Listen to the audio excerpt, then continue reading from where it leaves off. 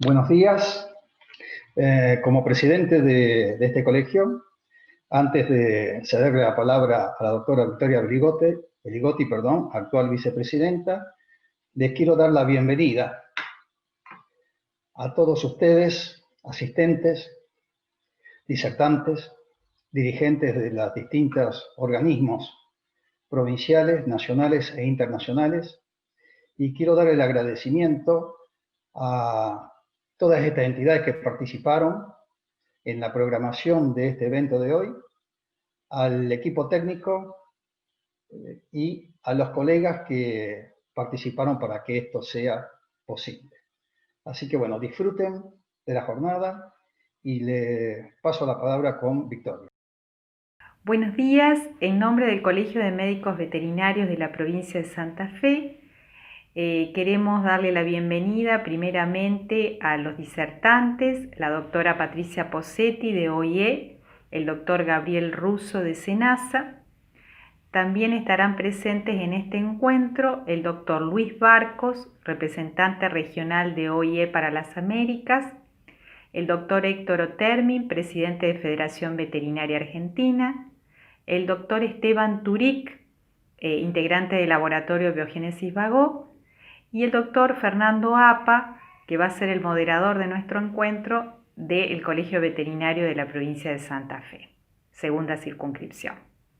Y también le damos la bienvenida a todos los asistentes a esta charla. Hoy es el Día Internacional de la Rabia, de esta importante zoonosis de distribución mundial. Quiero resaltar el trabajo mancomunado que tenemos que realizar sobre esta enfermedad con la asignación de roles, el rol de OIE trabajando junto a los organismos estatutarios del país en cuanto al diseño de las estrategias o las directrices para esta enfermedad y sobre todo tratando de posicionar el tema de la rabia en las agendas de salud tanto de la nación como de las provincias, de las distintas provincias. El rol de la industria farmacéutica muy importante en la provisión del inmunógeno tanto para animales como para seres humanos y sobre todo que esta provisión sea sostenida en el tiempo. Y el rol de los profesionales veterinarios en cuanto a jerarquizar la vacunación antirrábica como un acto médico que debe estar debidamente certificado en formularios oficiales provistos por los colegios profesionales. También en cuanto a realizar las tareas de vigilancia epidemiológica y la función en cuanto a respetar los protocolos en el caso de accidentes por mordeduras. Es decir, que esto supone, como ya lo dije, un trabajo entre muchos actores donde nos tenemos que relacionar entre sí. Bueno, a continuación le cedo la palabra al doctor Héctor Otermin, presidente de Federación Veterinaria. Muchas gracias y espero que puedan disfrutar de este encuentro.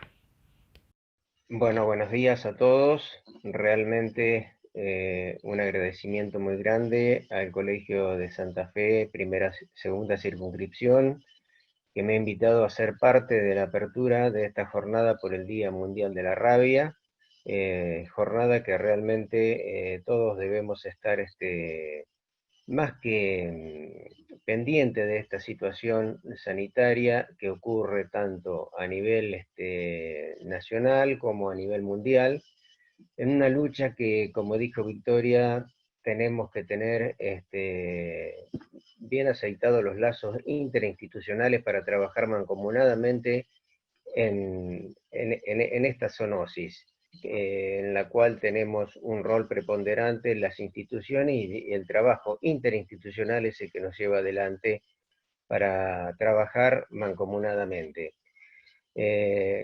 Vacunando y como dice el eslogan, ¿no es cierto?, de este día, que colaboremos y vacunamos gracias a una gran persona que fue Luis Pasteur y que fue el que pudo lograr elaborar la primera vacuna antirrábica, ¿no es cierto?, que es la que hoy llevamos adelante todas las campañas sanitarias. Campañas sanitarias que yo creo que han tenido su eco, han tenido su han sido fructíferas.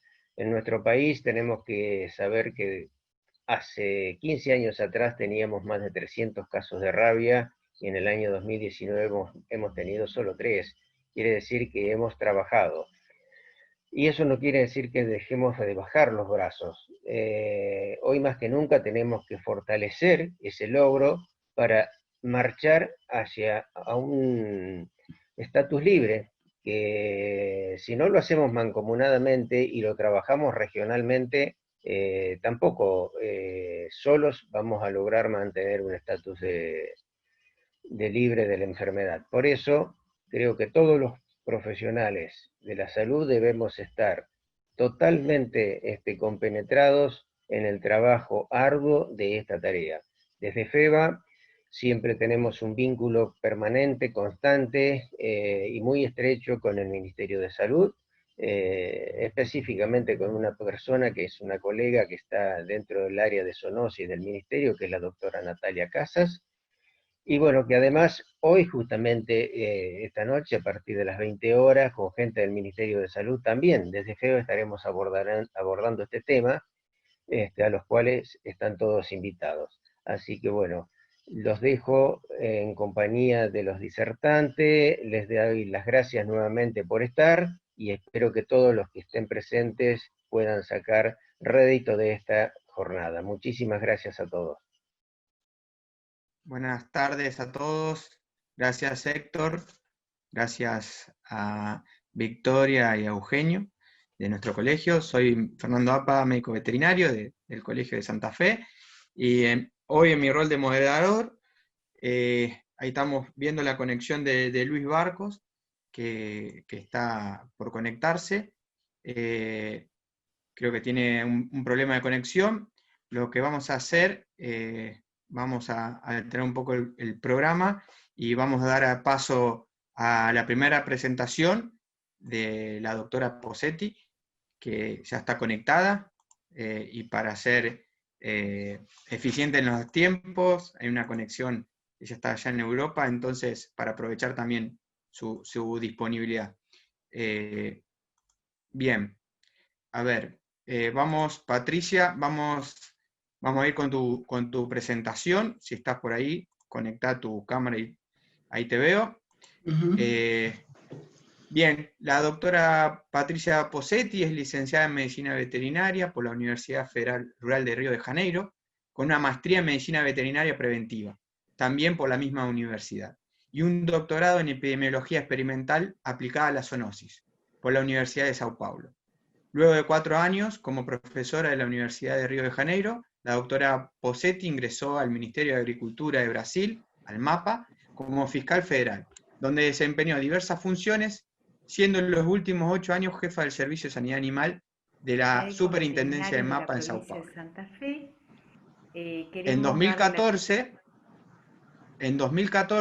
la doctora Posetti comenzó su trabajo en la Organización Mundial de Sanidad Animal, la OIE, donde actualmente trabaja como coordinadora de proyectos del Departamento Científico en la sede de la OIE en París. En este departamento coordina la estrategia de la OIE para eliminar la rabia animal, tema que nos convoca hoy, que se conmemora el Día de la Lucha contra la Rabia. Patricia, bienvenida. Muchas gracias por la invitación, es un placer estar aquí y poder hablar sobre las acciones de la OIE.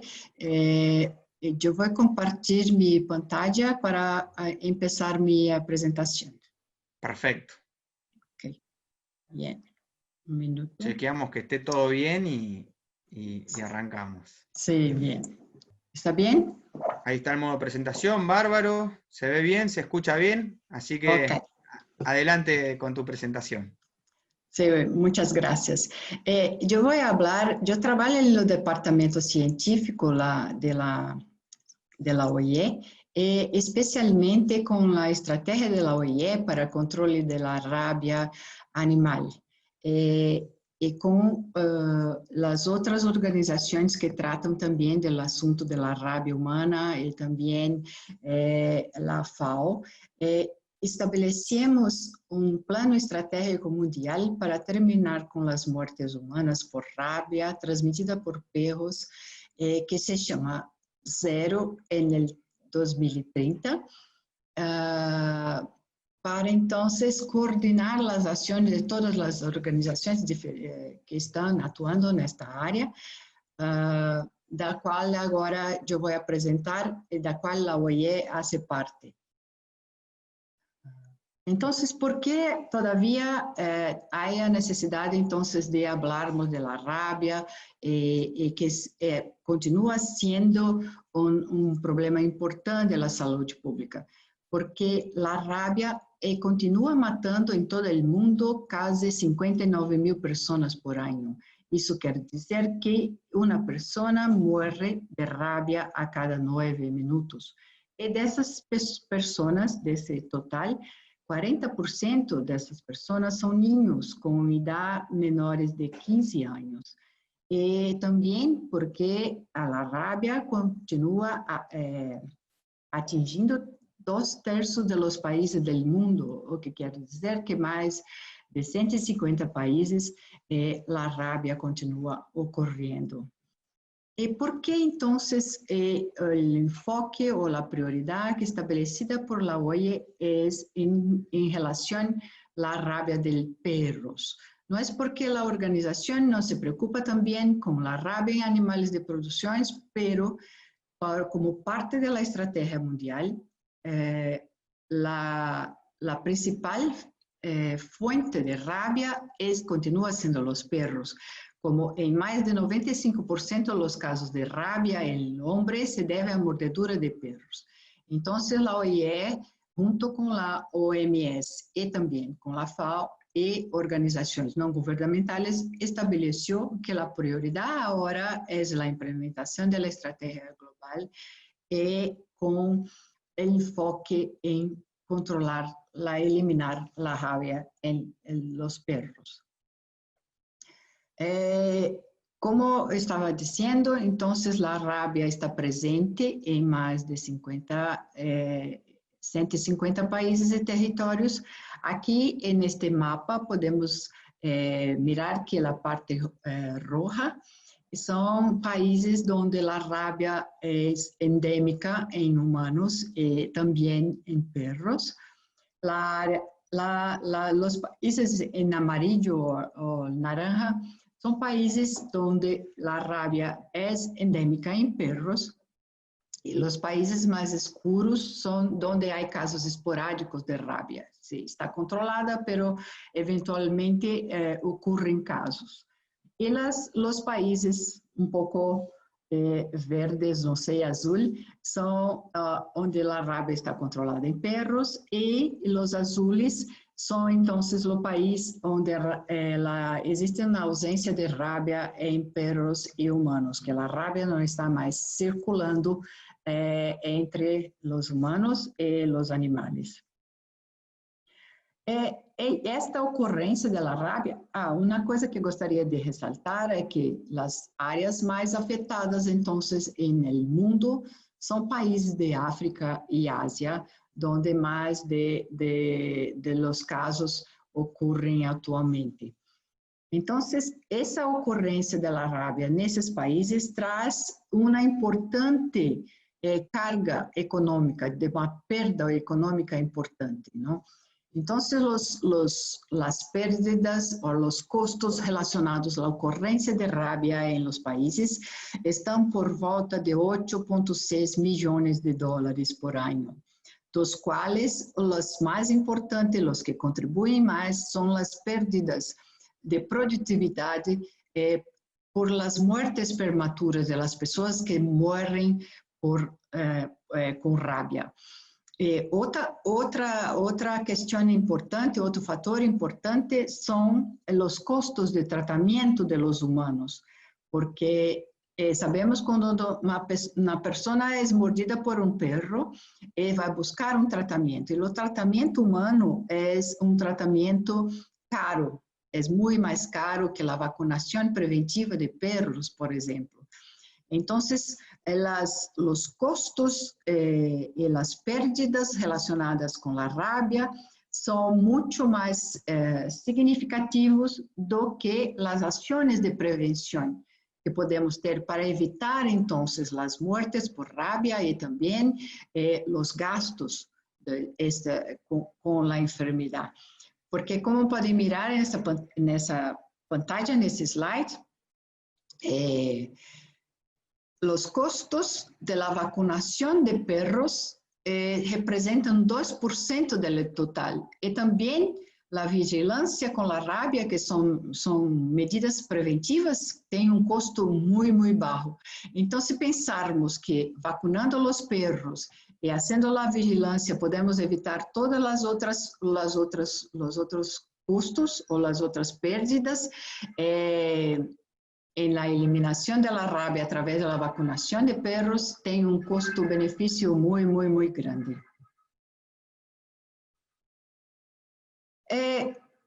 Partió-se entonces de la idea de que es posible eliminar la rabia. ¿Por qué? ¿Por qué eliminar la rabia? Porque la rabia es un modelo para la colaboración del concepto de una sola salud. ¿Qué esto entonces significa? Que hay que haber una coordinación entre las diferentes organizaciones que tratan de la salud animal y también de la salud humana y también de la subsistencia de las poblaciones del campo, para que las acciones son complementares, entonces podemos alcanzar la meta, el objetivo de eliminar la enfermedad hasta 2030. Entonces, la OMS, la Organización Mundial de Salud, la Organización Mundial para la Salud Animal, que es la OIE, también la FAO, que es la Organización de las Naciones Unidas para la Alimentación y la Agricultura, juntamente con representantes de las organizaciones no gubernamentales, en este caso, Alianza Global para el Control de la Rabia, se juntaram após uma conferência mundial realizada em 2015 e tomaram a decisão que a ação unificada era necessária e para proporcionar uma resposta unificada para a eliminação da rabia, também para aumentar o impacto das ações, já que elas iam trabalhar numa sola meta, num solo objetivo. También basado en el enfoque centrado en los países, porque los países tienen que también participar de los esfuerzos, no son solamente las organizaciones que tienen que actuar en esa área, los países también tienen que participar, entonces era una manera de las organizaciones apoyar a esos países también para que se organicen y puedan combatir la enfermedad. Y también proporcionar un apoyo en la estructura para la eliminación de la enfermedad. ¿Y por qué también pensamos y tenemos la certeza de que la eliminación de la rabia es posible? Porque es una de las más antiguas enfermedades del hombre, como fue mencionado aquí, existe há muchos años, y también la prevención existe há muchos años, desde la época de Pasteur, que creó la primera vacuna antirrábica. Entonces, la rabia es una enfermedad que es 100% prevenible, que se vacuna y se trata y entonces se puede evitar la ocurrencia de la enfermedad. Entonces, baseado nesses princípios de que si concientizarmos las personas para vacunar los perros y para buscar tratamiento cuando sufren una mordedura de perros, y serem o tratamento pós-exposição e também a vacinação de perros, essas intervenções têm um custo-benefício provado e podem, então, eliminar a enfermidade no prazo que foi estabelecido. Após, então, esta conferência global em 2015, se estabeleceu o Plano Estratégico Mundial para a Eliminação da rabia transmitida por los perros para 2030. Esse plano, então, foi chamado de 0 em 30, que é um plano focado para o controle da rabia em sua fonte, que são os perros, e evitar as mortes humanas por la enfermidade. Este plano, então, ele é basado em 3 etapas. A primeira etapa, que involucrou 29 países, foi para construir uma base para a eliminação. A segunda fase, que está começando, vai começar no próximo ano, vai ser uma fase para involucrar mais 52 países e ampliar as ações de los participantes dessa estratégia. E a fase final, que pensamos que vai começar em 2026 até 2030, involucrando os países que não foram involucrados na primeira e na segunda fase, completando, então, os países com os países e territórios que são endêmicos para a enfermidade, e completando, então, todas essas fases, poderíamos, então, eliminar a rabia hasta 2030. E os objetivos para cada fase deste plano, os principais identificados por esse grupo que elaborou a estratégia, era para melhorar e utilizar mais eficazmente as vacinas e medicamentos e ferramentas que já estão disponíveis há muito tempo, para que eles sejam efetivamente empleadas para o combate à enfermidade, visando reduzir o risco da rabia humana, para conscientizar e educar as pessoas sobre a enfermidade e facilitar o acesso à assistência sanitária e medicamentos e vacinas, e também para promover a vacinação canina. O segundo objetivo, que é gerar impacto, inovar e medir esse impacto, é para proporcionar orientação e dados para promover políticas mais efetivas e boa governança, porque sabemos que, basado em dados mais reais, as pessoas que tomam as decisões têm condições de planear melhor a estratégia e também de tomar as boas decisões baseadas no risco de ocorrência da enfermidade. Então, o objetivo 2 também está estabelecido para que a produção de dados confiáveis se consiga alcançar, então. E também para assegurar a recolocação de dados confiáveis, como havia dito, não? Para permitir, então, a tomada efetiva de decisões baseadas em fatos reais. O objetivo 3 é para manter o compromisso e os recursos, porque têm que ser sustentáveis, não em tempo. Então, o objetivo 3 está vinculado com a participação de diferentes partes interessadas, como foi mencionado aqui no começo da apresentação, não só as organizações governamentais, como as organizações não governamentais, também os fabricantes de vacuna e os veterinários do setor privado estão todos involucrados, então, e têm rol em la eliminação da enfermidade. E a fase final, então, era para demonstrar o impacto das atividades relacionadas com a colaboração e, através desta demonstração, conseguir, então, o comprometimento de los países com a estratégia global. Aqui gostaria de falar um pouco das particularidades das Américas, que é, como vocês puderam constatar el mapa, o risco em las Américas de la rabia transmitida por perros é mais baixo, porque las Américas conseguiram avançar muito no controle de la rabia de perros, e têm um papel de destaque no controle da enfermidade no mundo. Então, a região das Américas bajo la coordinación de la Organización Panamericana de Salud, juntamente con el Centro Panamericano de Fiebre Aftosa, que tem coordenado y trabajado entonces nas ações para controlar a rabia de perros. E tem alcançado sucesso muito grande em las Américas.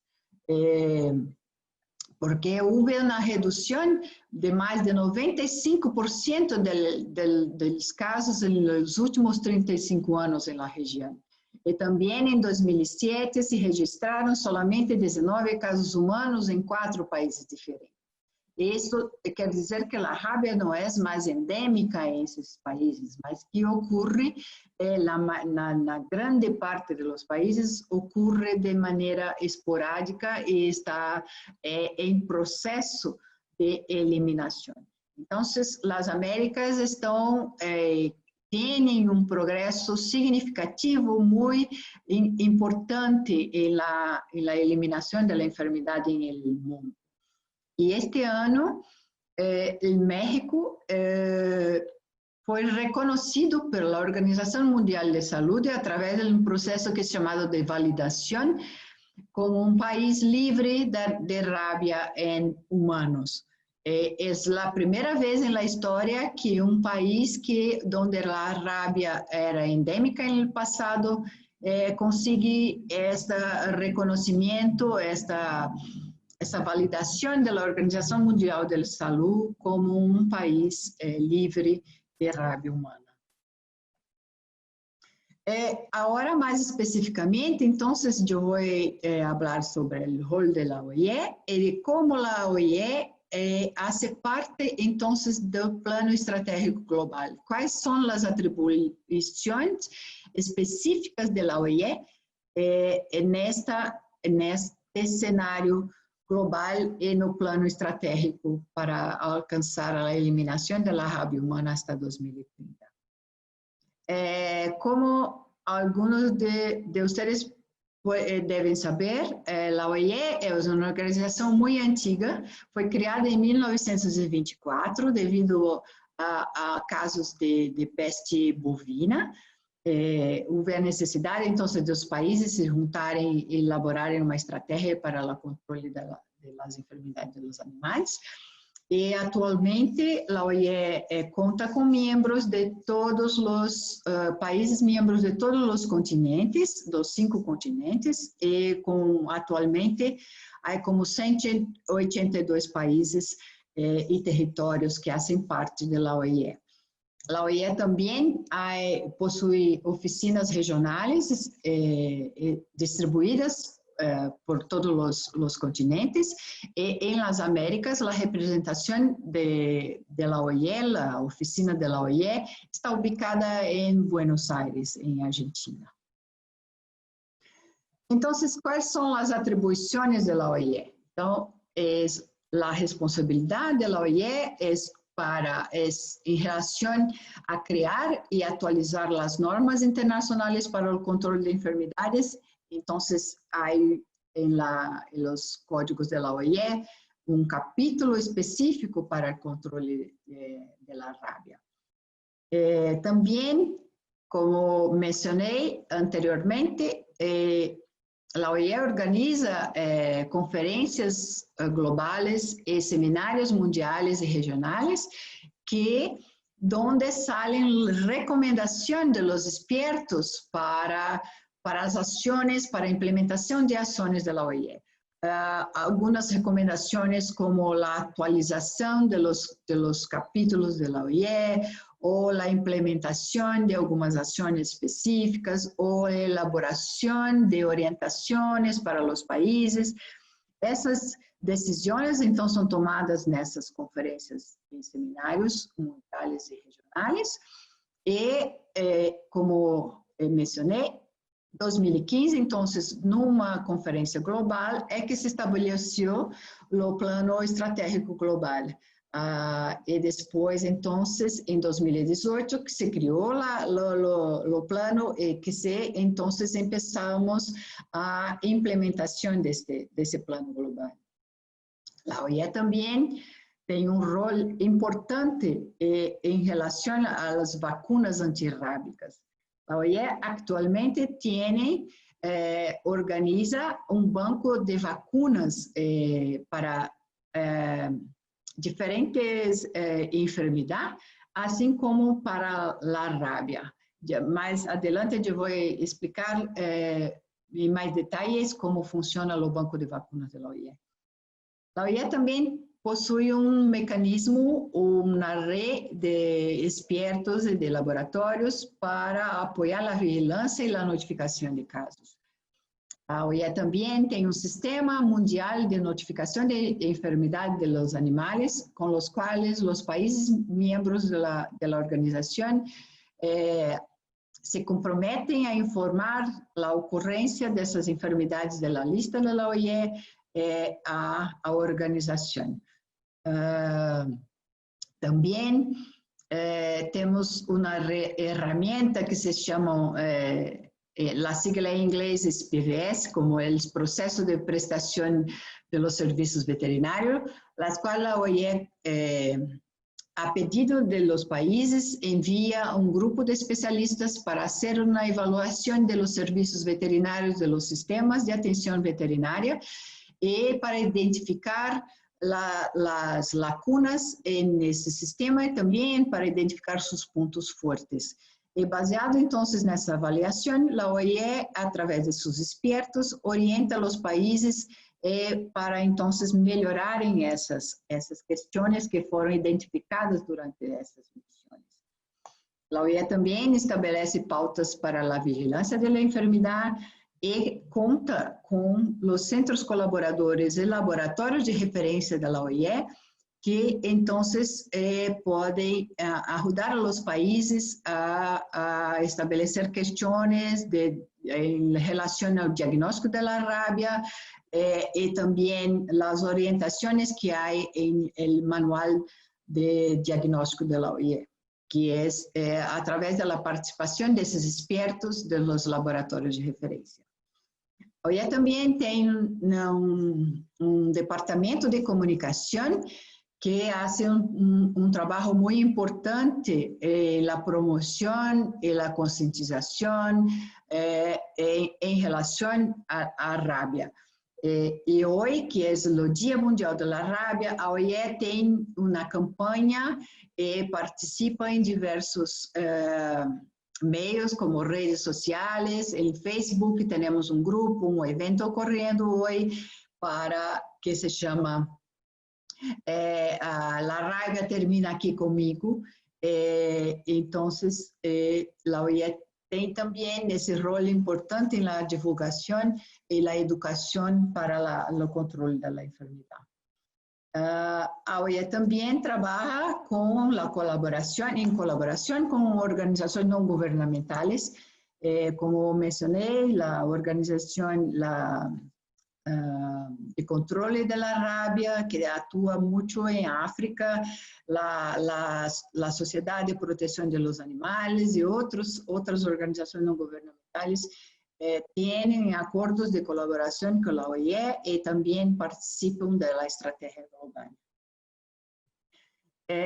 Mais especificamente, falando dos códigos da OIE, a OIE estabelece as recomendações, as normas para a rábia no Código Terrestre da OIE, onde estão as recomendações para o controle de todas as enfermidades da lista da OIE e também para o comércio internacional seguro de animais vivos e produtos de origem animal. A OIE também publica um manual, o Manual Terrestre, com as normas para métodos de diagnóstico de laboratório e requisitos para a produção e controle de vacunas, incluindo também a vacuna da rábia e o diagnóstico da rábia. A OIE também, em colaboração com a OMS, elabora diversos materiais para apoiar os países na implementação da estratégia e também nós como colaboramos com os outros na elaboração desses materiais. por exemplo, expertos da OMS participam de grupos ad hoc da OIE em la revisión de los capítulos. Y miembros de la OIE también participan, los empleados de la OIE participan en la revisión de las normas, de las orientaciones de la OMS. También trabajaron juntos la elaboración de las guías de la OMS para establecer una vacuna oral para perros, para poder entonces, en algunos países donde hay muchos perros vagabundos, complementar la vacunación parenteral con una vacuna oral. También participamos juntos de la elaboración de artículos científicos, técnicos, para el diagnóstico de la enfermedad. Las normas de la OIE sobre la rabia están en el Código Terrestre, como pueden mirar acá en esta pantalla, establecidas en el capítulo 8.14, que es el capítulo sobre la infección por el virus de la rabia. Entonces, en este capítulo, hay recomendaciones para la prevención y control de la rabia, incluyendo disposiciones para los programas oficiales de control de la rabia transmitidos por perros, validados por la OIE, también para la gestión de las poblaciones de perros vagabundos. Hay un capítulo específico sobre eso en el Código de la OIE. También establece normas y recomendaciones para el desplazamiento internacional de perros y gatos provenientes de países infectados por la rabia.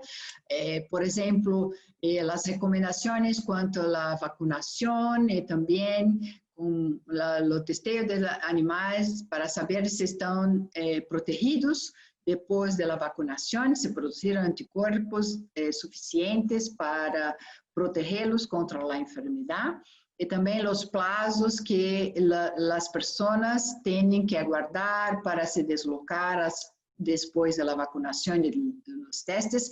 Esas son cuestiones que están establecidas en los códigos de la OIE.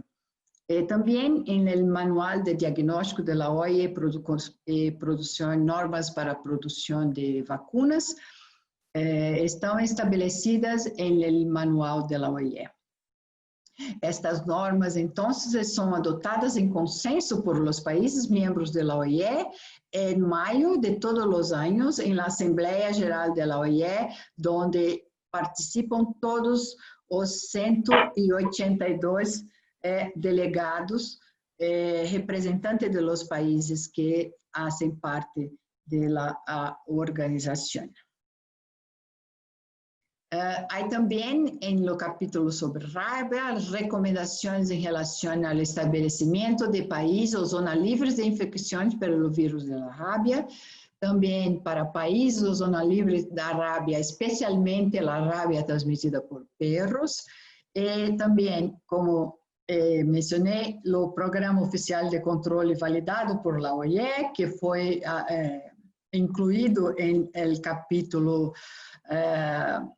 en 2019. Entonces, los países pueden solicitar a la OIE un reconocimiento de la calidad de sus programas de la rabia para demostrar que están en el camino correcto para la eliminación de la enfermedad. Entonces, la OIE reconoce oficialmente esses programas, y eso entonces es publicado en los sitios de la OIE.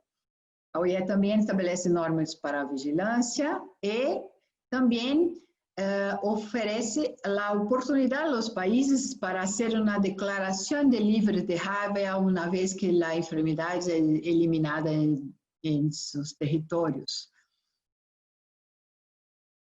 Mas aquí, como había dicho sobre el banco de vacunas, es un mecanismo que la OIE proporciona a los países miembros para que fortalezcan su capacidad de implementación de vacunación de perros. No entanto, es un mecanismo que los países pueden utilizar de acuerdo con la disponibilidad de fondos, la OIE puede hacer doar las vacunas a los países, depende entonces de donantes, ¿no? Que la OIE recibe los fondos de los países donantes y está en capacidad entonces de entregar las vacunas sin costo para los países. Hay una otra posibilidad también de otras organizaciones internacionales como la Organización Mundial de Salud y la FAO, de comprar vacunas de la OIE y entonces distribuir para los países que necesitan, y también los propios países donde no hay establecido un mecanismo para comprar las vacunas, pueden adquirir vacunas de calidad directamente del banco de vacunas de la OIE. O que gostaria de esclarecer é que não é um banco físico, por exemplo, com uma grande quantidade de vacinas estocadas. É um acordo que a OIE faz com as empresas que produzem as vacunas. Então, porque compram muitas vacunas, conseguem um preço mais baixo para desse bloco, essa quantidade grande de vacunas, então tem uma capacidade maior de ajudar os países. É um mecanismo que funciona e que a OIE distribui diretamente do laboratório para os países então que necessitam de receber essas vacunas. Hasta o momento, desde a criação do Banco de Vacunas da OIE, que ocorreu em 2012, as doses compradas, no total, foram de 21 milhões, quase 22 milhões de doses, que foram entregues, 77 entregas foram distribuídas. As doses que foi compradas por la OIE foram 5 milhões de doses. Existem, como eu havia dito, para outras organizações também, não? E os beneficiários foram 31 países, até o momento, receberam essas vacunas antirrábicas. São esses países que estão mencionados aqui na pantalla, mas são muitos países, não? Como podem mirar. Então, as vacunas são vacunas de boa qualidade, não? Que tem a intenção de estabelecer uma vacunação massiva em perros, em las áreas de risco. Também faz parte da estratégia, juntamente com a vacunação, o controle das populações com os perros vagabundos, não? E também la educación de los dueños de los perros para la tenencia responsable de esos animales. Então, o Banco de Vacunas da OIE tem uma distribuição, claro que principalmente para a Ásia e para a África, pois lá está a grande parte do problema da rabia. Se consegue, então, uma redução de custos por unidade de vacuna, porque se compra uma grande quantidade de vacuna. É um mecanismo fácil para a entrega aos países, de facilitado de aquisição e entregas, porque são os laboratórios que enviam as doses diretamente para os países que necessitam. E também facilita a colaboração com outras organizações, como a Organização Mundial da Saúde. A OIE também conta com o suporte de uma rede de laboratórios, de expertos sobre a rabia, proveniente do laboratório de referência da OIE e também de centros colaboradores da OIE. Esses expertos, então, acompanham os laboratórios e prestam assistência técnica e científica necessária para os laboratórios menores, para a vigilância e o controle da rabia, também estabelecem os critérios para diagnóstico e participam também dos grupos de ad hoc de expertos da OIE na revisão e na elaboração de orientaciones para el control de las enfermedades. La OIE, mais recentemente, no último dia 22 de setembro, também, juntamente com a OMS e com a FAO, criou um mecanismo que se chama Fórum Unidos contra a Rabia. Este fórum, então, vai estabelecer as prioridades da enfermidade, identificar as prioridades que necessitam ser tratadas para que alcancemos a eliminação hasta 2030 e contará, então, com grupos de discussões e grupos de trabalho que vão, então, trabalhar ou estudar os casos das prioridades, proponer as soluções que se adequam para os países que têm a enfermidade endêmica atualmente. Então, este vai ser um novo mecanismo que vai coordenar a implementação da estratégia global para a eliminação da rabia hasta 2030. Então, para terminar, la OIE também, como mencionei, há um departamento de comunicação que trabalha com a preparação de campanhas e de material para a educação e promoção do controle da enfermidade, que está disponível no website da OIE, e pode ser, então, utilizados por os serviços veterinários, para outras entidades involucradas com a rabia, e há uma série de materiais, vídeos e coisas que podem ser utilizadas nas campanhas. Los invito, então, a consultar isto, está disponível na página da OIE. E acá, então, eu vou terminar minha apresentação com um vídeo que faz parte, então, desta campanha elaborada por la OIE para o Dia Mundial de la Rabia. Muitas graças.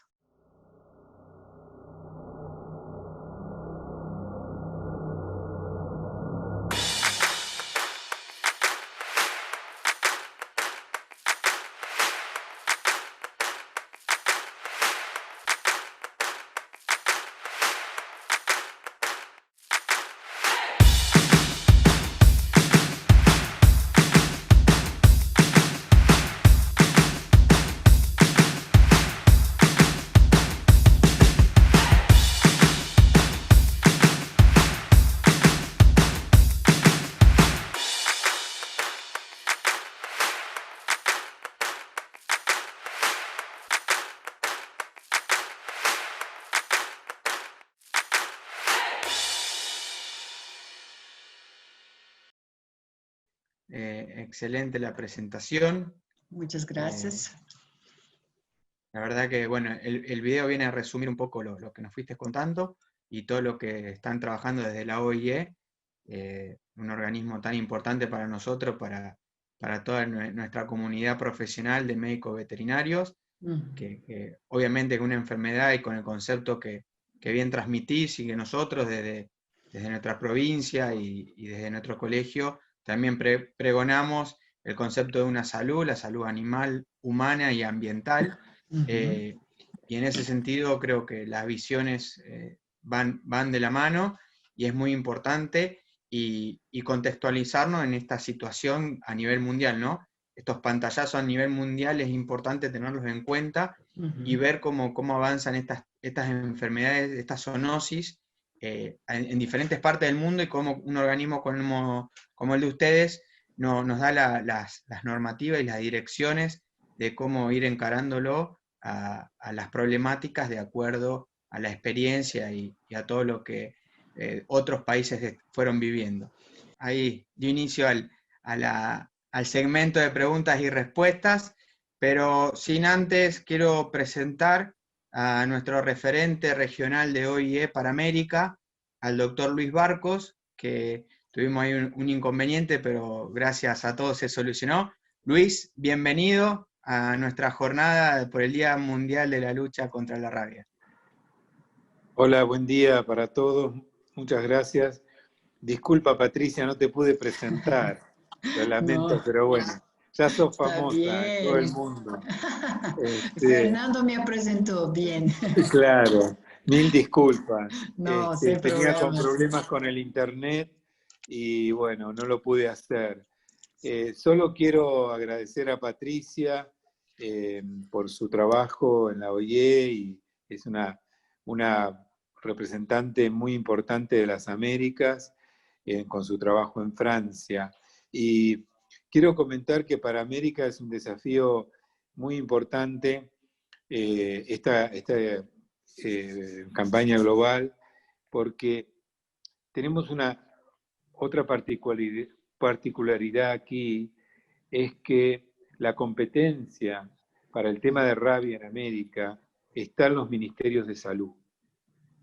Los servicios veterinarios oficiales no tienen la competencia para la rabia. Y eso es algo que no se va a cambiar seguramente, pero que requiere un esfuerzo adicional de colaboración, coordinación, compromiso, porque al no ser una enfermedad que tiene competencia los servicios veterinarios oficiales, requiere un trabajo adicional. En todas las campañas de rabia en las Américas, excepto en el caso de Costa Rica y Haití, están dentro de los ministerios de salud. Eso no impide que la situación de la rabia en las Américas sea de muy buen nivel, pero es un desafío para continuar y estrechar los vínculos entre las actividades de los ministerios de salud y los servicios veterinarios, y bueno, por supuesto los veterinarios de la profesión privada. Quería comentar esto y agradecer a Patricia nuevamente y a todos los que están en la reunión. Nosotros desde nuestra oficina tenemos una interacción muy fuerte con la OPS que dirige el programa de rabia a nivel de la región, pero necesitamos más compromiso de los servicios veterinarios oficiales, que están más ocupados históricamente en enfermedades relacionadas a la producción animal y al comercio. Últimamente están enfocándose por las recomendaciones de la Alianza Tripartita, de la OIE, la Organización Mundial de la Salud y la FAO, en enfermedades que tienen que ver con zoonosis en particular.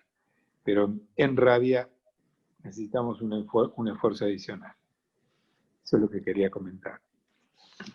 Bueno, Luis, muchísimas gracias. La verdad que es importante tener tu palabra como representante de la OIE, de nosotros, de América, y obviamente el trabajo mancomunado, como bien marcamos, de todas las instituciones que estamos participando hoy, colegio, FEBA y ustedes a través de OIE, y creo que el trabajo interdisciplinario e interinstitucional creo que es fundamental para fundamentar cada vez con más fuerza esta lucha contra la rabia y ser partícipes activos en esta lucha contra la rabia y lograr ese objetivo de acá a 10 años, como marcaba bien Patricia, de rabia cero en humanos por mordeduras.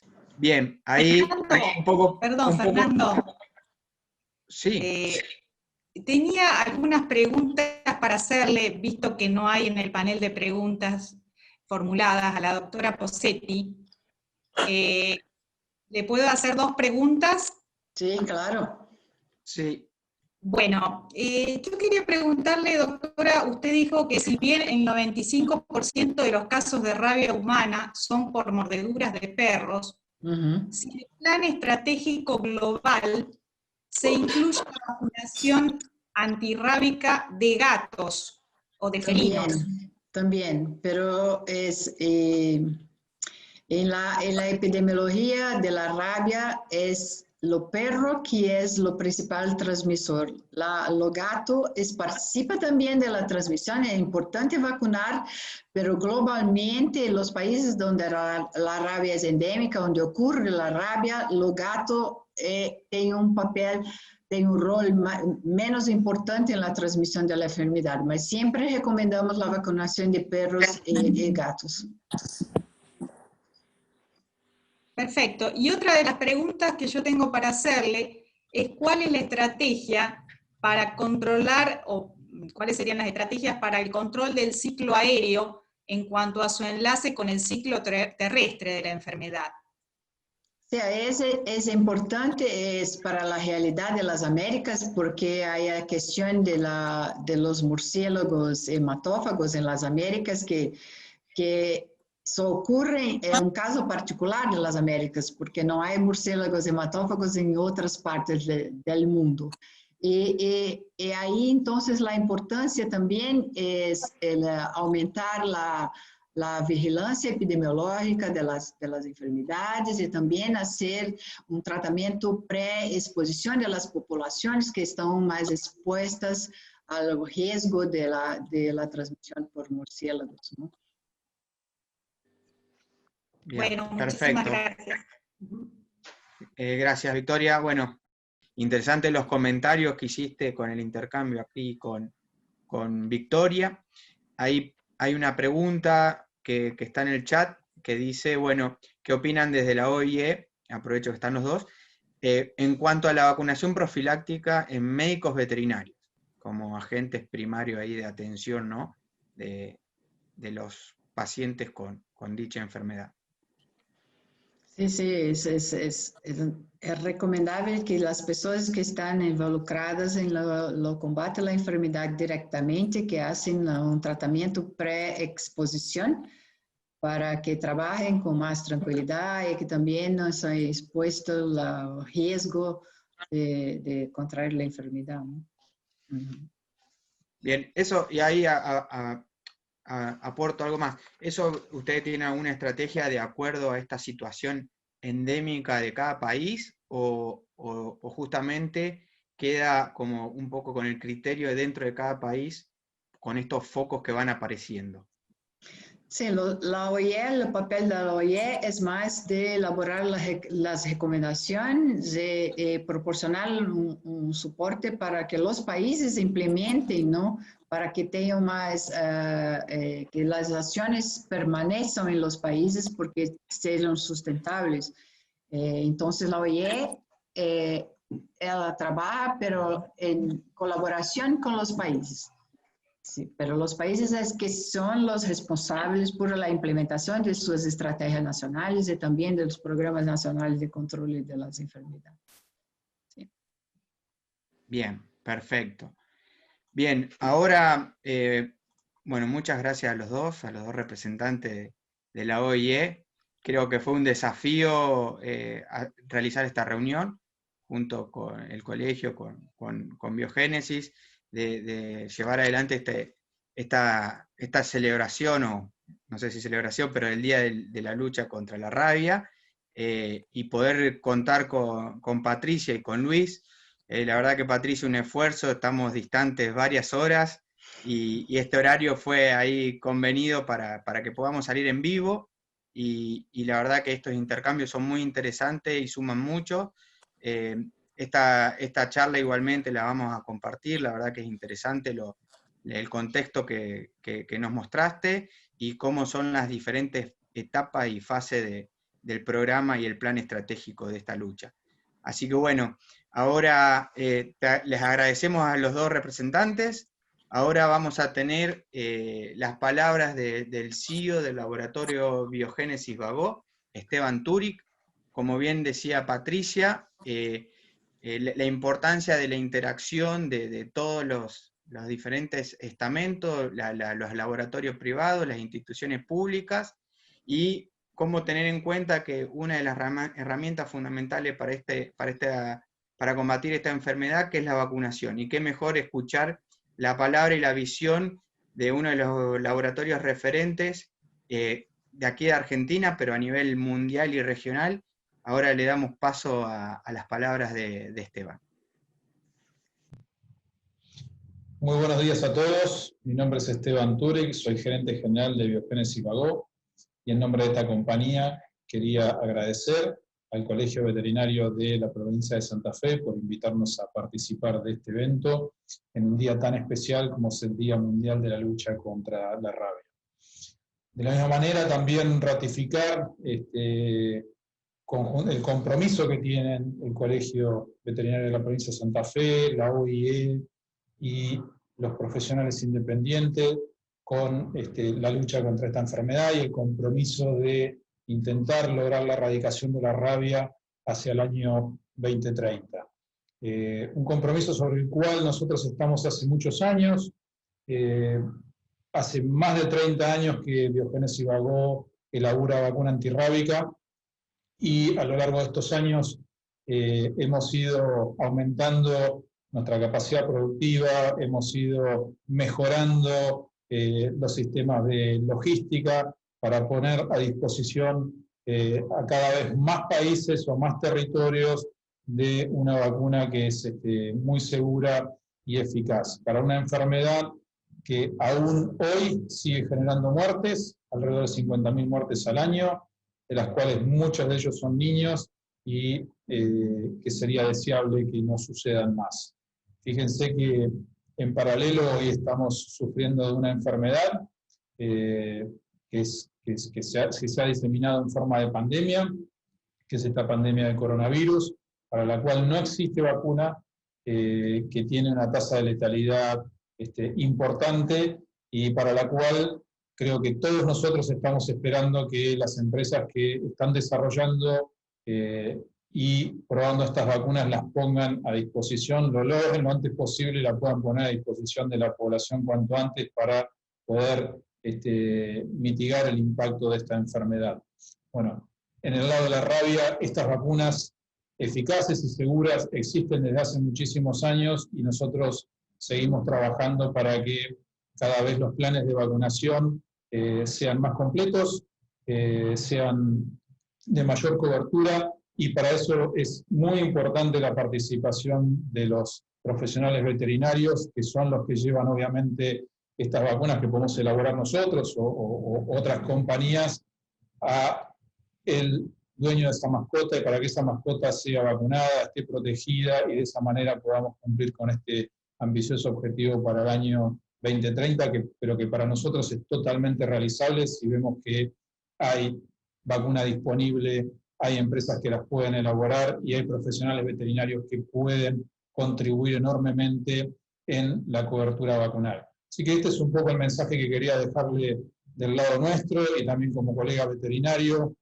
de que tenemos que seguir trabajando en esto todos juntos, y que el compromiso, lógicamente, está también desde nuestro lado, apoyando estas iniciativas que tienen por objetivo esto, generar, seguir formando a los médicos veterinarios y seguir generando conciencia de que esta es una enfermedad, una zoonosis muy, muy severa, pero que es prevenible a través de la vacunación.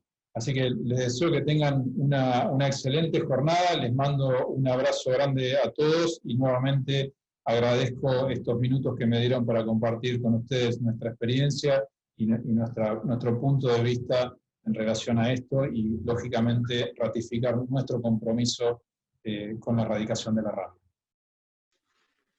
Bueno, genial, muy buena el aporte de Esteban Turek, CEO de Biogénesis Bagó, y un poco, bueno, reforzando lo que planteó Patricia y lo que se plantea desde el Colegio de Veterinarios de Santa Fe, de FEBA.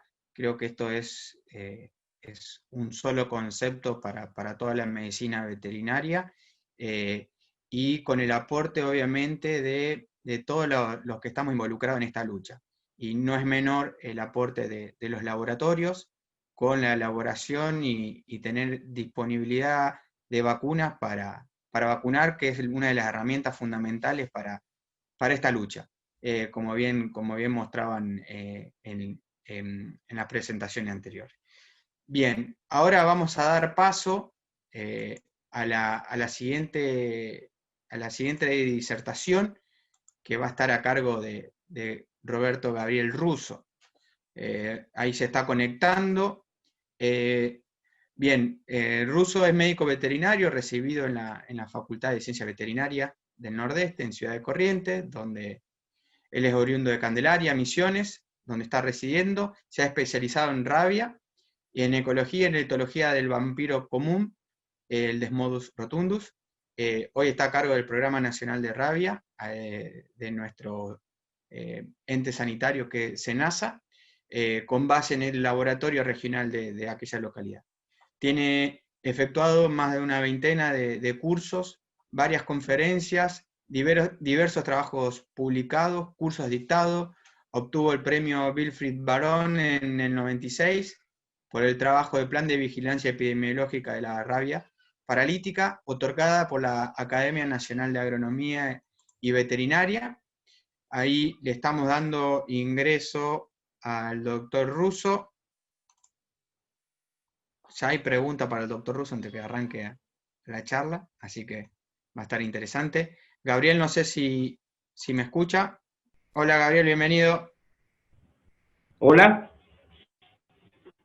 Ahí lo escucho bien. Bueno. Perfecto. Bueno. Me gustaría que Emiliano pueda trabajar conmigo en la presentación de las diapositivas. Así damos inicio a esto, si les parece. Como dijo el doctor Fernando, pertenezco al SENASA, así que vamos a la siguiente. Bueno, la rabia paralítica, rabia apareciente, es una enfermedad epidémica y recurrente causada por el virus rábico y transmitida por el vampiro común principalmente a los bovinos, a los equinos, con menor frecuencia a otras especies domésticas, al hombre y a algunos animales silvestres. Este es el mapa de la parte norte de la República Argentina. Si vemos ahí, desde el paralelo 34 latitud sur hacia el norte, tenemos que es el área de dispersión del vampiro. Pero desde aproximadamente 31, 32 y 33 grados latitud sur, en algunas partes hacia el norte, no solo hay vampiros, sino también hay rabia. ¿Cuál es el motivo por el que en esa parte inferior, habiendo vampiros, en algunos lugares no se encuentra la rabia? ¿Por qué? Porque se encuentra la población de vampiros por debajo del umbral de contagio. Eso es lo que sucede. Entonces estamos hablando de que en el área endémica está ocupada por la totalidad de las provincias. ¿Cuál es el motivo por el que en esa parte de provincias de Misiones, habiendo vampiros, y parte de las provincias de Santa Fe, Córdoba, San Luis, La Rioja, Catamarca, Tucumán, Salta y Jujuy? No solo hay vampiros, sino también hay rabia. Porque se encuentra el esquema del virus rábico. Recuerda envoltura de umbral azul. La próxima, por favor. El virus debajo del umbral de contagio. No hace falta que entremos mucho en detalle en esto, pero debido a esa envoltura y detergentes, esto que debemos tener en cuenta cuando nos tenemos que desinfectar chacos por no infectar las manos, y el instrumento va a San Luis, las restricciones de campo. Cualquier detergente, cualquier jabón, el virus rábico. Recuerden, esas envolturas destruyen al virus, eliminando esa envoltura lipídica. La próxima, este es el rostro del Desmodus rotundus. Vean ustedes que tiene orejas erguidas, tiene buenos ojos, tiene una nariz que me recuerda, me trae el hecho que debe desinfectar las manos, que me recuerda, nos trae esa reminiscencia. Lo que sí llama poderosamente la atención es ese labio partido, que lo tienen solo los hematófagos. Tiene la medida de punta a punta de ala de más o menos 40 centímetros, tiene uno de tono más alazán, y en algunas poblaciones puede llegar incluso hasta el anaranjado.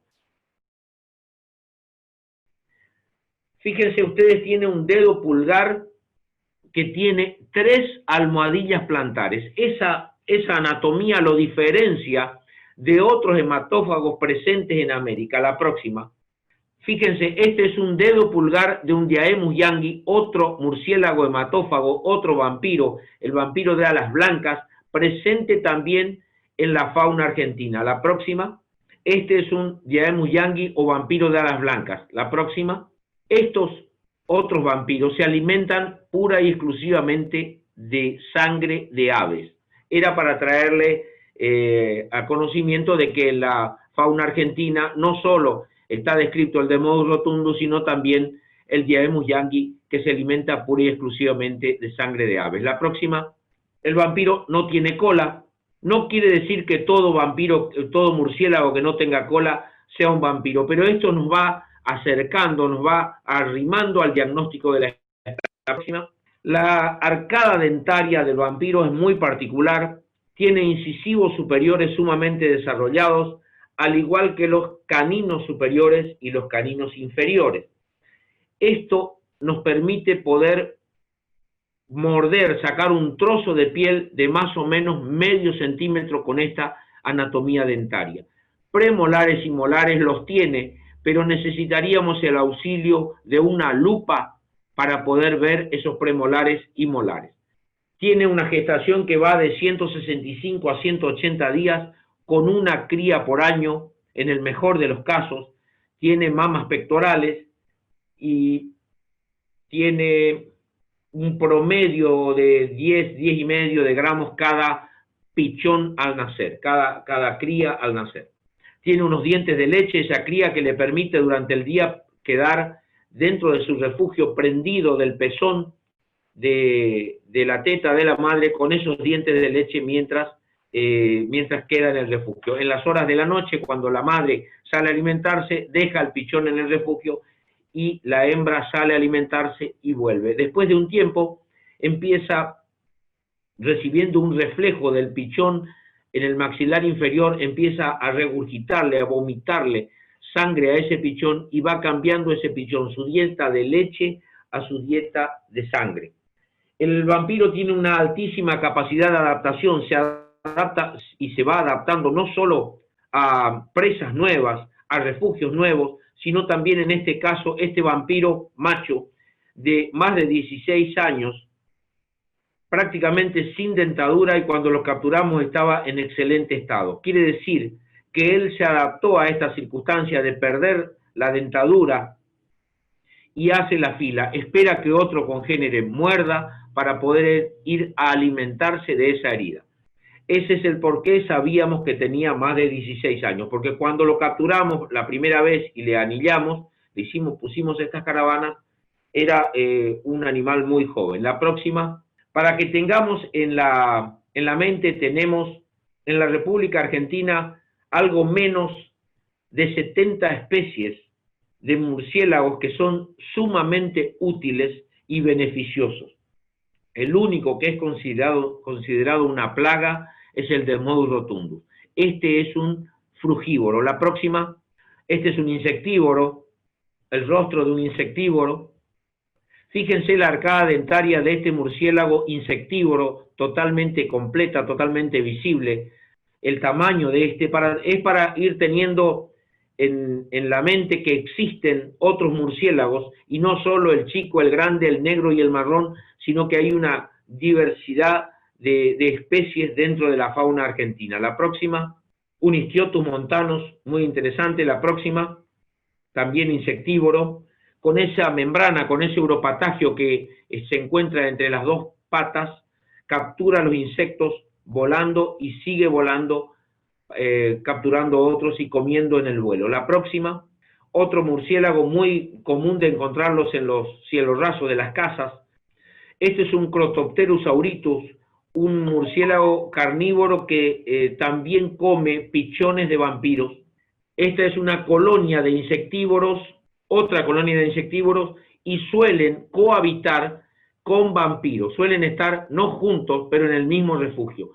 En cuanto a los refugios de vampiros, podemos hablar de naturales y de artificiales. Los naturales son grandes árboles huecos, cuevas naturales, y los artificiales lo que indirectamente les brinda el hombre: minas, puentes, pozos de agua, viviendas abandonadas, letrinas en la parte superior o en la parte inferior de esas letrinas rurales, abandonadas o no tanto.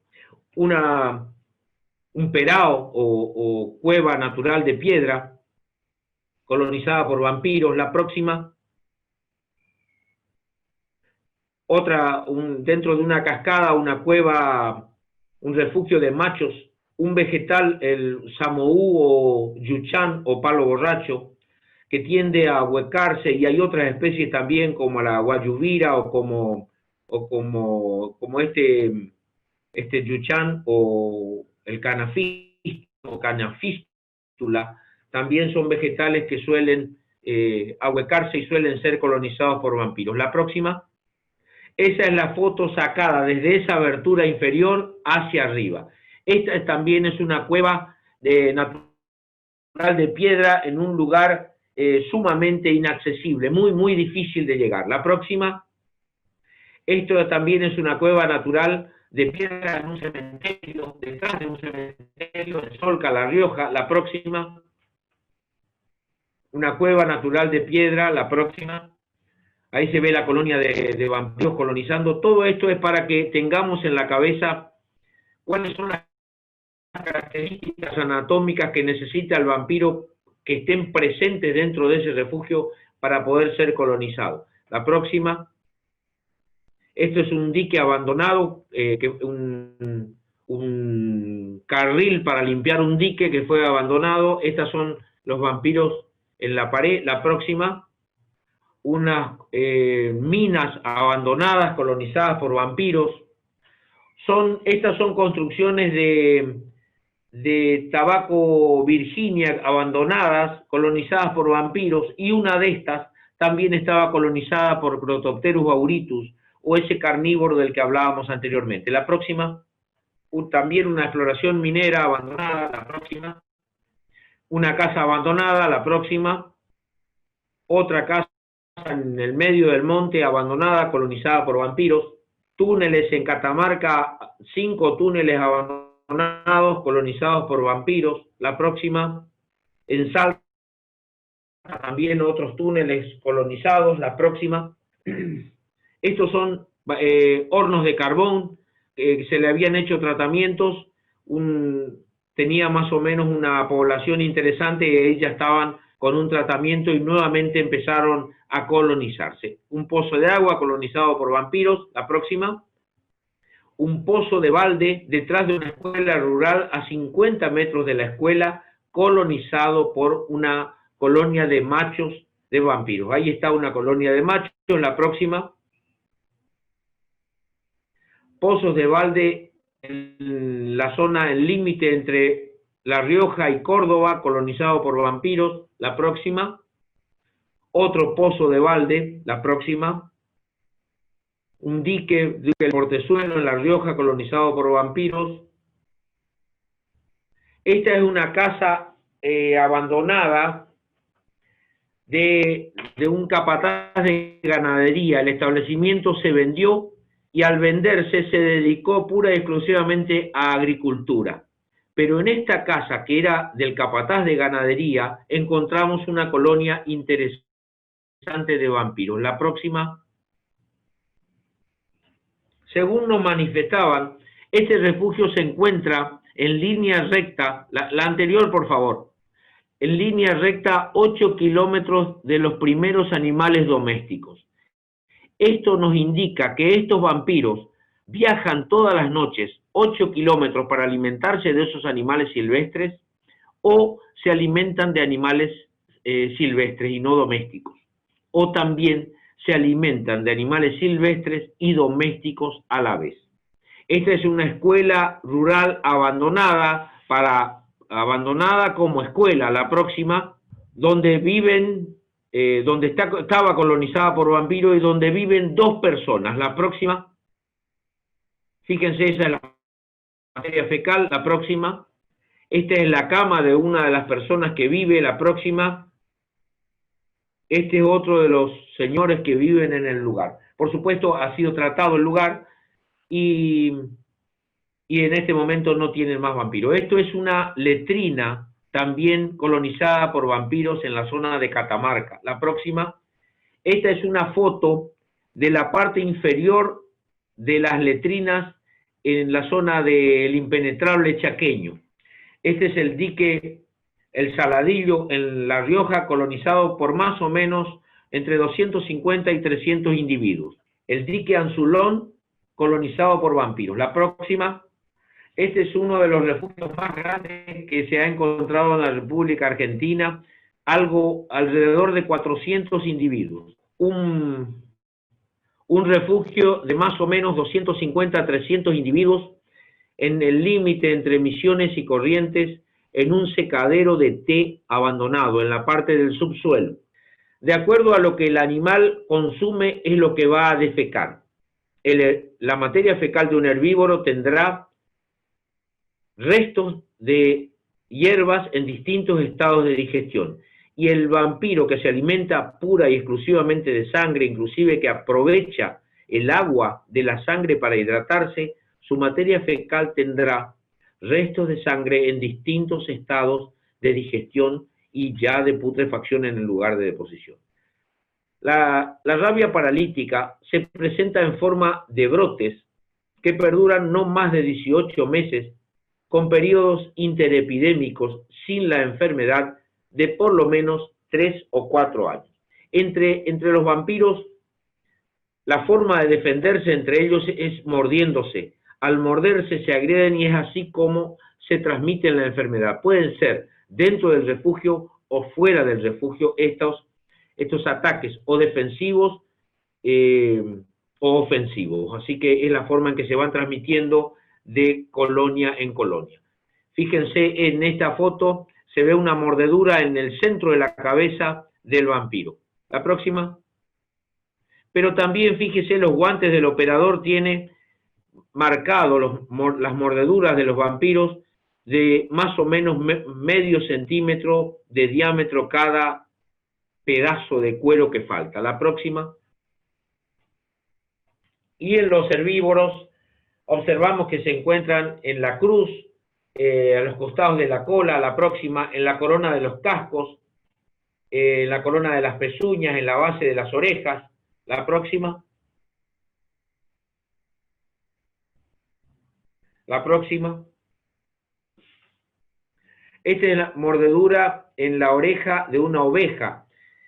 Una vez que muerde, unta la herida con sustancias anticoagulantes para poder alimentarse tranquilamente. Se alimenta de más o menos 25 centímetros cúbicos de sangre cada vampiro, pero también deja una chorreadura, una sangre residual de más o menos 25 o 30 centímetros cúbicos.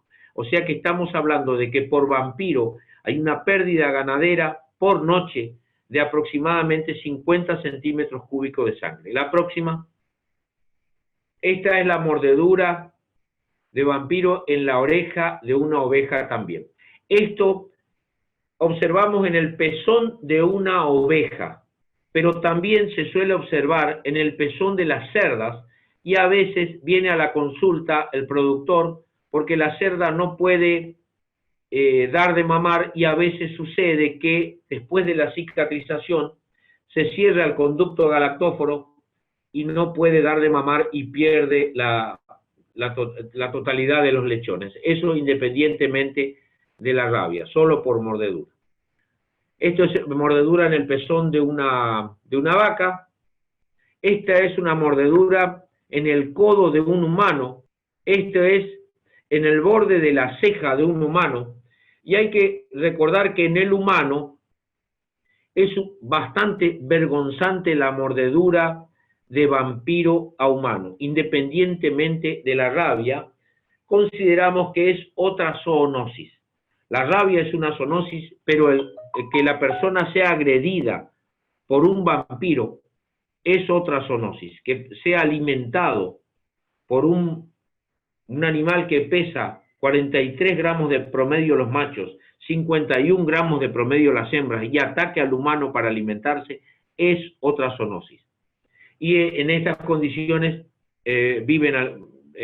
cuando entran las personas a de alguna manera invadir o meterse dentro del hábitat del vampiro, puede ser agredido, ¿no? Recuerden ustedes que el vampiro en su evolución conoce cómo morder a un humano antes que haber aprendido a morder a una vaca o un caballo en la evolución de la especie. Esta es una de las pocas veces que he visto mordedura de vampiros a perros, pero en este caso este perro estaba prácticamente ciego y con un moquillo galopante, y después de esto murió a los pocos días. Por supuesto, se hicieron todos los estudios, dio negativo a rabia, pero había sido en su agonía agredido por vampiros en la cruz. La próxima. Los herbívoros no son huéspedes primarios del virus. Por lo tanto, entre ellos no existe transmisión intraespecífica del virus. Se infectan al ser mordidos por vampiros rabiosos. La mayoría de los animales no vacunados mordidos por vampiros rabiosos se infectan. Y en los animales que se infectan, el periodo de incubación es de alrededor de 30 días. Esos síntomas consisten en, primero, una inquietud, una falta de apetito, una tendencia a aislarse y frecuentes vocalizaciones con un tono de voz diferente al habitual. A veces esto no lo percibe el veterinario, pero puede ser motivo de consulta, motivo de anamnesis, esa voz distinta que tenían los animales unos momentos antes de empezar a manifestar síntomas rabiosos.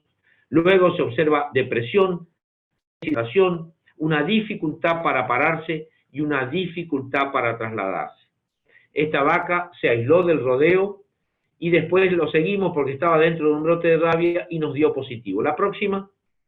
Fíjense, este bovino, tanto las manos como las patas están en una posición como arremetidas, no está parado como normalmente se pararía un bovino, y tiene una mirada perdida, una gran deshidratación.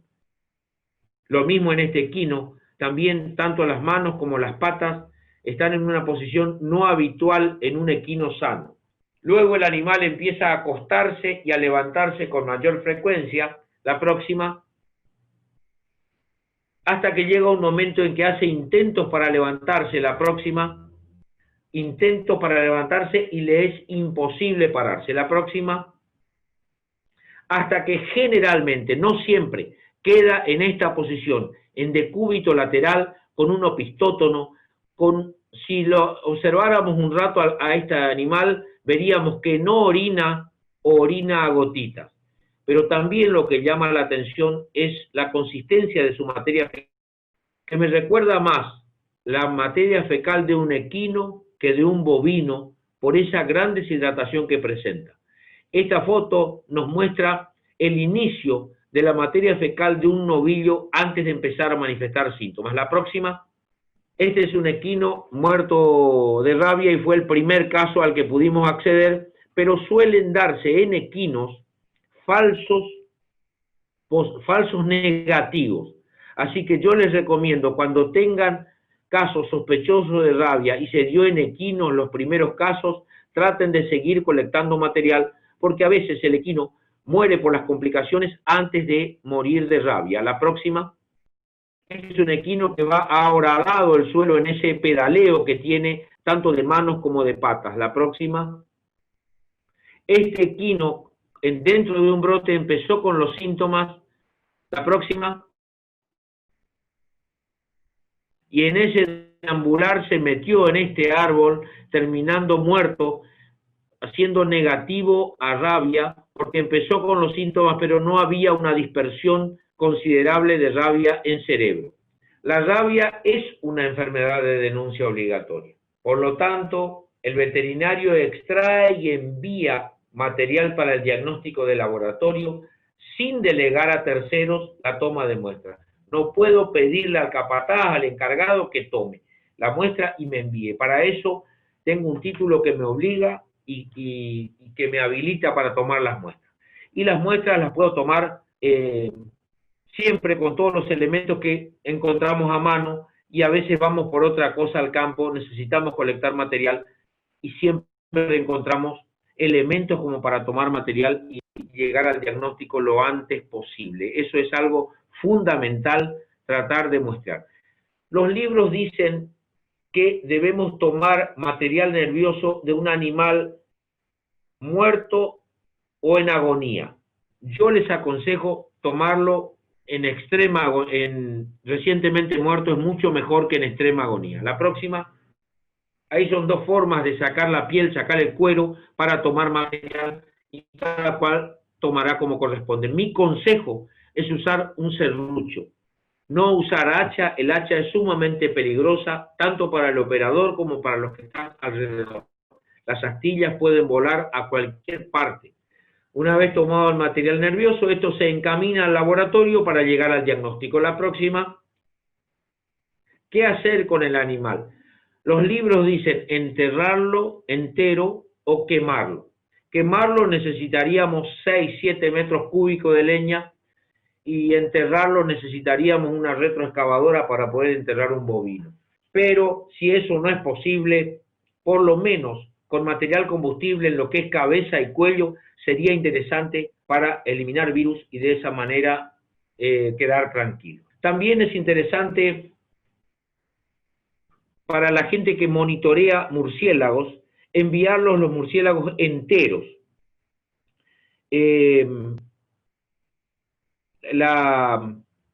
Los murciélagos enteros necesitamos saber no solo qué virus rábico está actuando, sino en qué especie está actuando.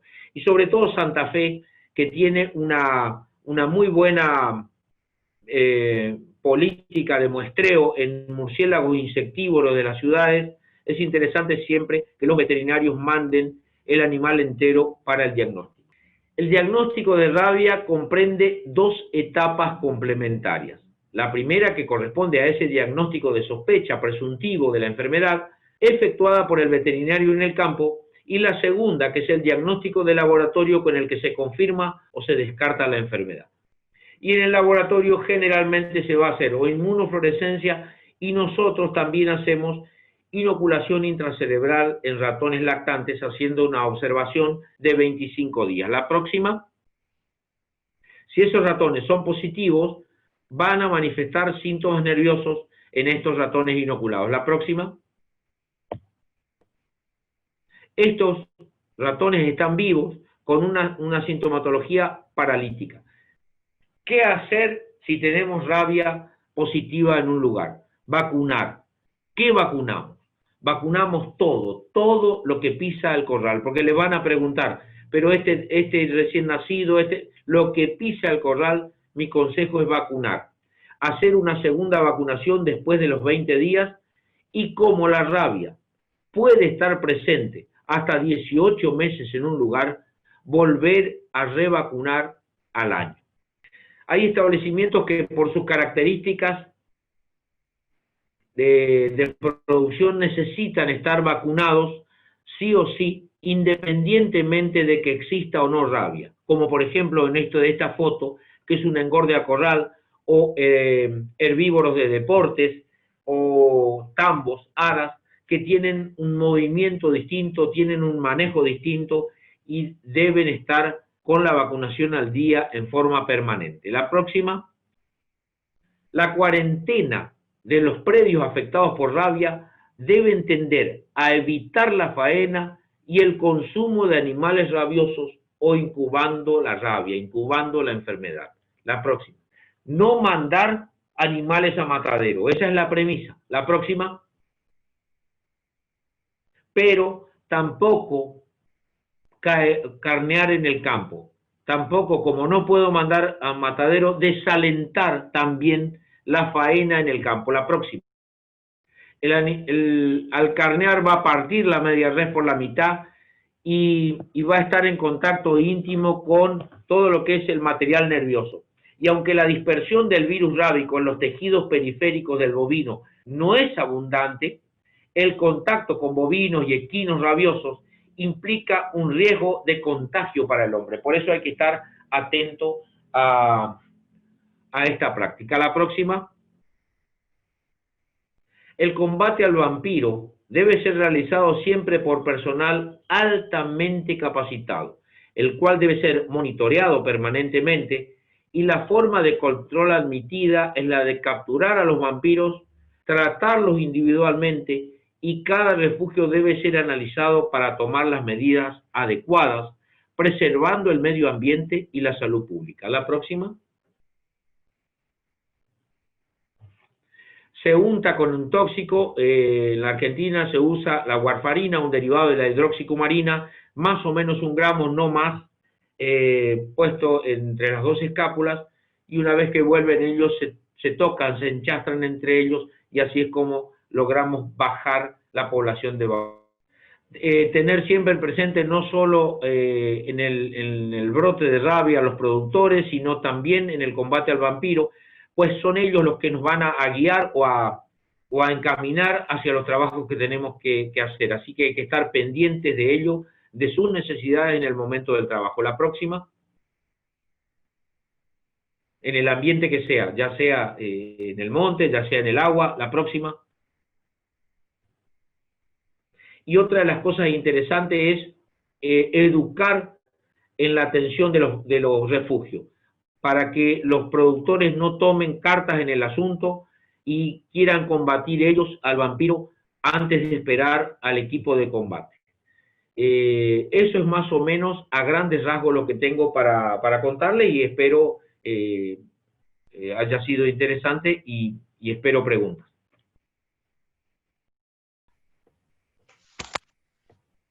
Gabriel, bueno, muy buena la presentación, ahí con mucho material fotográfico, la verdad que impresionante las fotos y cómo nos va mostrando un poco lo que nosotros por acá, por esta zona, no estamos acostumbrados a verlo, pero bueno, muy interesante ver las problemáticas que tenemos en este sentido.